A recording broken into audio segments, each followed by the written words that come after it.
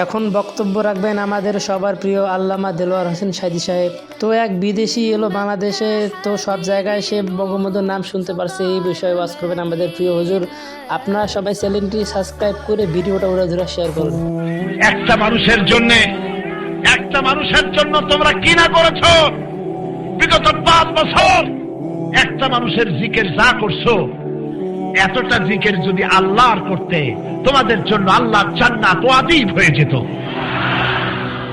যেখানে যা পাইছে সব বঙ্গবন্ধু।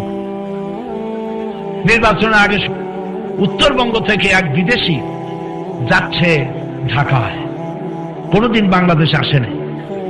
যমুনা সেতুর কাছে গিয়ে বলছে, তোমাদের দেশে এত বড় ব্রিজ, গরিব দেশ এটা। আছে তো বিরাট ব্রিজ আমাদের, এটার নাম কি? এটার নাম বঙ্গবন্ধু ব্রিজ। আচ্ছা,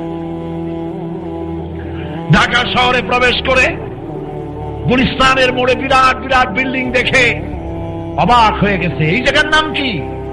এই জায়গার নাম বঙ্গবন্ধু এভিনিউ। পিছনে ফ্লাড লাইট জ্বলতেছে রাতের আধারে, এত লাইট চলে, এই জায়গার নাম কি? এটার নাম বঙ্গবন্ধু স্টেডিয়াম। আচ্ছা, রাতের বেলায় ওখানে হয় কি? এখানে বঙ্গবন্ধু গোল্ড কাপ টুর্নামেন্ট হচ্ছে। বিদেশি বলল, তাহলে তো দেখতেই হয়, চলো যাই। খেলা দেখতে গেছে, খেলায় হার জিত আছে। যারা হেরেছে পাইকারি দরে ইট মারা আরম্ভ করছে। বিদেশির কপাল খারাপ, এক ইট এসে পড়ছে মাথায়, জাগায় বেহুশ।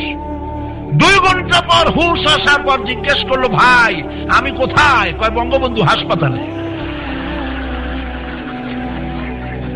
এবার লোকটি বলছে যে, ভাই তোমাদের পায়ে ধরি, আল্লাহর রাস্তায়, এরপরে আমারে আর বঙ্গবন্ধু গোরস্থানে নিয়ে যেও না।